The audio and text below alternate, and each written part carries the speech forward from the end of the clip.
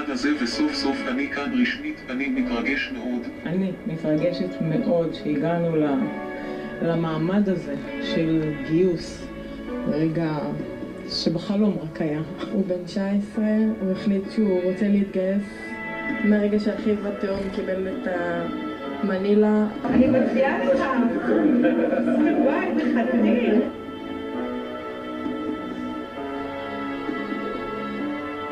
עוד חייל במסגרת התוכנית המדהימה של גדולים במדים. כולם יכולים לעשות הכל. זה פשוט מדהים לראות שצה"ל כצבא העם זה באמת צה"ל צבא העם. ואני חושב שהגיבורים האמיתיים זה החבר'ה שלמרות כל המוגבלויות מגיעים ונותנים כל אחד ביכולת שלו. אנחנו בעיקר גאים להיות שותפים גם לפרויקט הענק הזה וגם לדרך הכל כך חשובה שעושים, ומי שעושה את הדרך באמת זה שי והחבר'ה האחרים. אנחנו בעיקר מרגישים גאווה ענקית וזכות, ואין לי ספק ששי פה יהיה חייל מן המניין וישרת בזירה ויעשה דברים נפלאים. אתה והחברים האחרים הם ההשראה שלנו. אני חושב שזה הפנים היפות של החברה הישראלית, שיודעים לקחת את החוליות החלשות ולחזק אותן. תודה לכולם, אתם אנשים מדהימים. Isn't that exciting? Again, illustrations that I think is important for people to be aware of. Their care for special needs people comes through again and again. When we go on tour, we go into places, centres, especially in Judea and Samaria, where a lot of people are fighting to go, but we go there and we see some of these places where special needs are met, kids with special needs and so on. Fantastic. You've got, for example, in a similar sort of way, you heard about the recent fires, of course. I mean, many people haven't because it was so badly covered in the media worldwide. Of course, if it was Jewish people burning down Palestinian olive groves, there'd be United Nations resolutions against the Jews everywhere. But anyway, that's what Israel has to face with. This is an interesting story. שריפות בכל רחבי הארץ, שריפות ברחבי הארץ. בשעות הבוקר הצליחו הכבאים להשתלט סופית. This is a story of a young man with disability that had always wanted to become a firefighter and serve in the army. Special and uniform believed in him, and he's now serving in the army as a firefighter on an Air Force base. This is a story of Israel.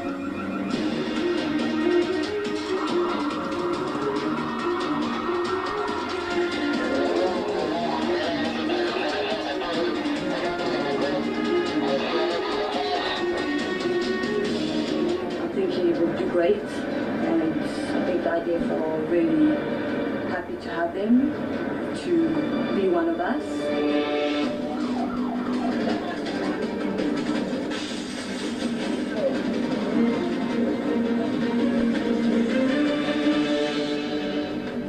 היינו פה, היה פה קוצים, מנו עם הכבאית, עשינו מה אמרו לי, הכל טוב. Again, Special and uniform. Thank you very much.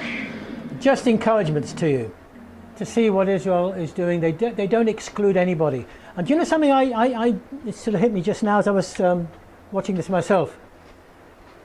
In Israel, there is real pride amongst the young people to go to the army, to go to the IDF, to serve for 2 years or for 3 years, whether you're a girl or fella, from the age of 18, when before you go into more mature life.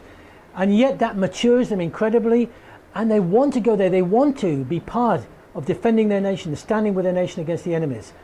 I ask you, how many Australian kids at 17, 18 would look forward to doing something like that?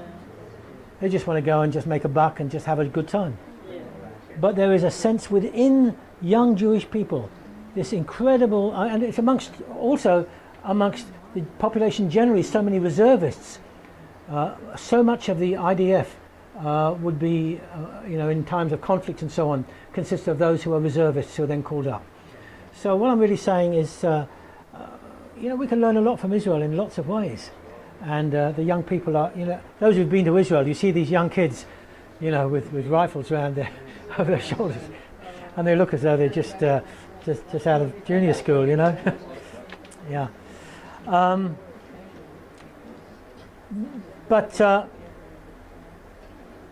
I'm jumping around a little bit because I've got so much. I did talk about to someone about the way Israel is coming up with incredible inventions, and one of them is a unique Israeli device for the visually impaired. And I want you to see this because this is incredible. It's called Orcam. I don't know if you heard of it, but it's worth hearing about. There are 280 million people in the world who have visual impairments. These are people who cannot put corrective lenses or glasses to fix their sight. And they have no solution. And we built this device to help them. We have a small camera, it's very light. The camera sits here, and this one is a bone conduction earphone. And all I need to do is clip it on my glasses. That's it. The system is clever enough to see the context of things. You just point and the system realizes, okay, I know the context, must be this, and it gives it the right answer. I think Orcam can help the world of the visually impaired in a very unique way because it's a device that enhances reality. Okay, like for a person who doesn't see anything, it tells you what's around you and it helps you to orient yourself in the world. Green light. The first time I used the Orcam was very exciting. Did you get it? It felt like, wow, I can't believe there's something that can do such things. You know, I can sit with friends or with family in a restaurant, and I don't need them to read me the menu. Breakfast spread, 2 eggs of your choice. I do everything by myself with Orcam. We built the most sophisticated computer vision system. It can recognize hundreds of objects and hundreds of things and letters and everything. And it does it very, very quickly and in something that is so small you can just put in your pocket. And you can carry it for the whole day and it works and it supplements, you know, your lost ability. And that has not been done yet.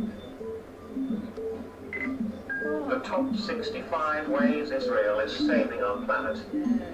Since 1948, Israel has set itself the task of finding creative solutions to some of the world's most pressing problems.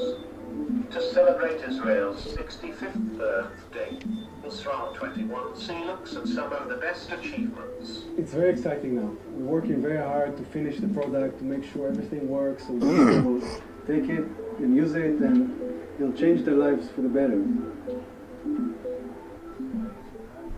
Isn't that incredible stuff, you know? What I'm trying to tell you is that Israel is continuing to do that, to bless the world, even bless those who are against her, because she cares about people. There's a saying in Israel, in Judaism, you save one person, you save the world. You've heard that. And so they continue to do that. And you need to see this sort of thing to encourage you, to inspire you, and for me to say, to encourage you to consider going there, because you will see what an incredible nation it is. Those of you who haven't been, you know, think about going, because it will open your eyes and you will be exposed to things which you could never imagine possibly experiencing.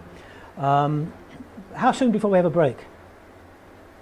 Do we have a bit of a break soon? No, I'll keep going. You just tell me when you want to have a break. 12 o'clock.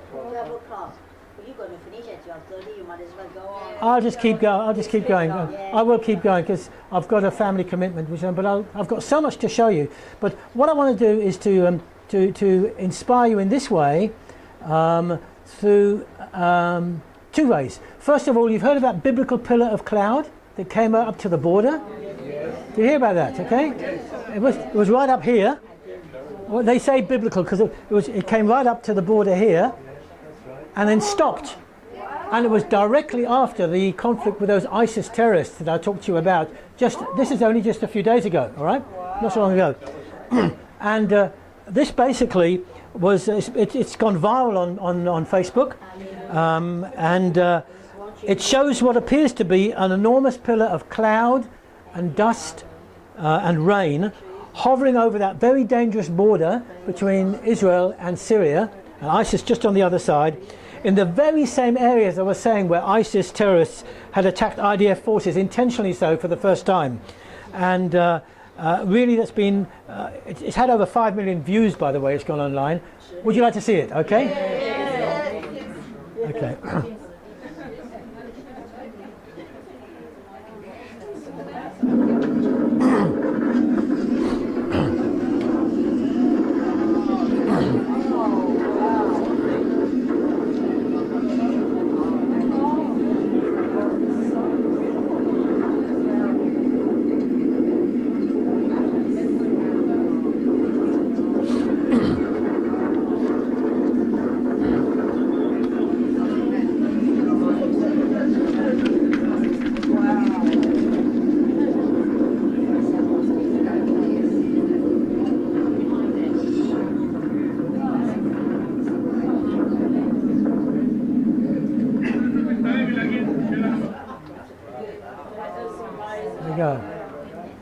So really, just incredible, you know, and I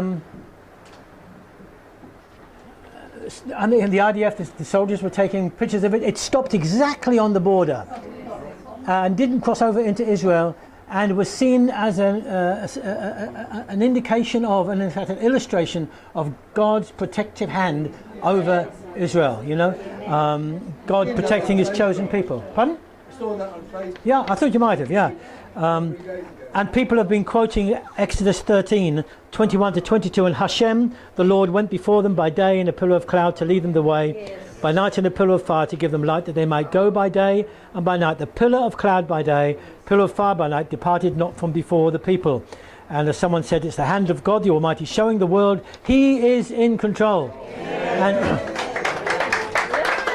I thought, so much stuff I could show you. How I've got dozens and dozens, but I want to show you something else also, which is inspiring because it's a song. Let me see if I can find it, called "We Are a Miracle," and it tells the story of Israel, indeed as a miracle nation.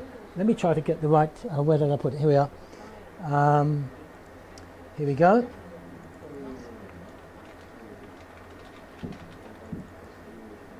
And just watch the story and be inspired. Israel must be wiped out and every day we find a battle. We are strong, and history repeats itself and makes us who we are.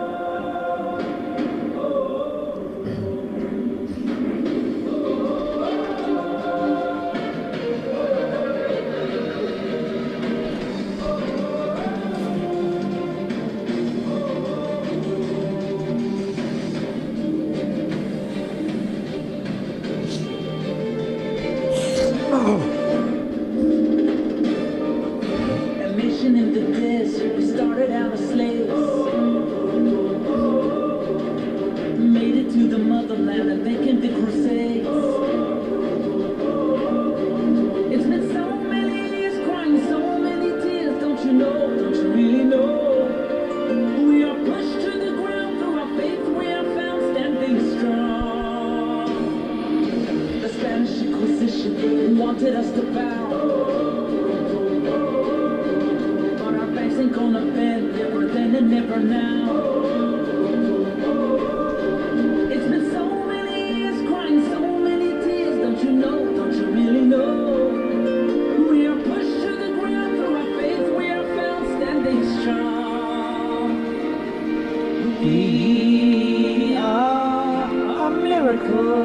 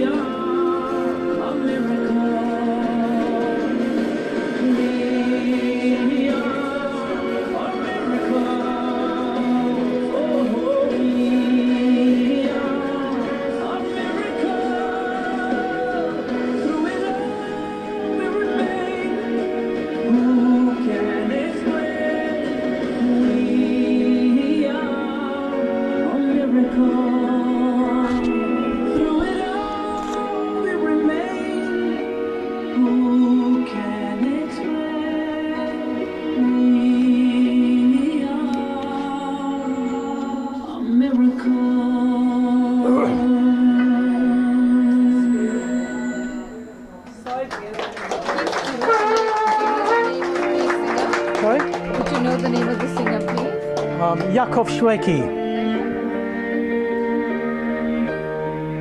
Yeah, the singer is called Yaakov Shwekey. It's Shwekey, I think. Okay, just I think that's powerful, you know.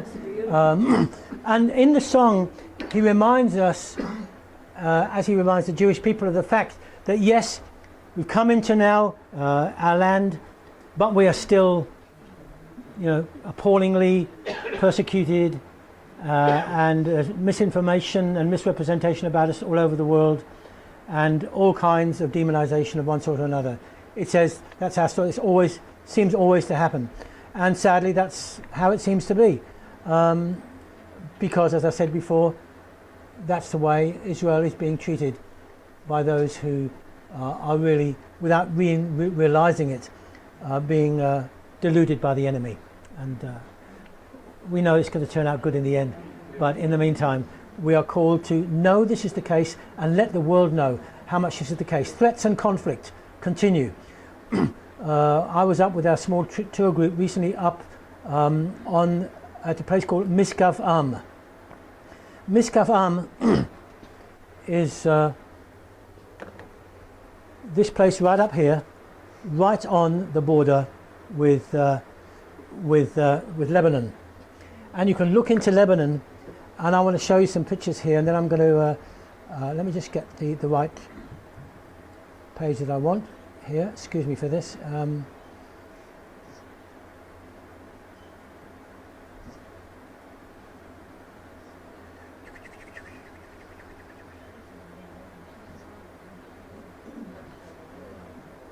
Now, before I do so, I'm going to show you something else.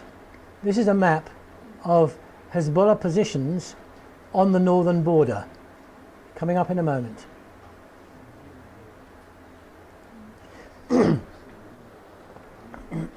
Okay, this is a map which has just been released by the IDF. Here is Israel down here. This is all Israel here, south of here. So this is all part of Lebanon, and this is the southern part of Lebanon, in which the IDF have, through intelligence, identified, listen to this, 10,000 targets. They've gathered intelligence on these 10,000 targets which they will attack if Hezbollah attack them. These targets consist of weapons warehouses, rocket launchers, infantry positions, underground infrastructure, anti-tank positions and command posts that have been established by Iran in the villages and small townships of southern Lebanon. Locals, the local inhabitants, have been paid money or been otherwise forced to open up their homes to store all kinds of military and weaponization, military equipment and weapons with which to attack Israel. The IDF wants the world to see the true face of Hezbollah and its threat to Israel, and it shows, this map shows over 200 towns and villages just in that southern part of Lebanon that the terror organization Hezbollah has taken over and turned into outposts. Let me just read part of the report. A large number of the houses where Lebanese civilians' lives have been turned into rocket warehouses and launch sites. The IDF calls these findings war crimes, and the targets represented on the map are those that the IDF plans to attack when the order is given or when the next war along the northern front breaks out. And it displays almost 10,000 targets that the IDF discerned in some way, either through intelligence gathering or other sources, which they won't tell you, okay? And this map is shown to every foreign diplomat who comes to Israel, and recently Israel's ambassador to the United Nations presented it to the international community as well. And it's intended to show everybody exactly what is happening with Hezbollah and with Lebanon. Now let me just, now that's incredible if you stop and think about it. Let me now go on to show you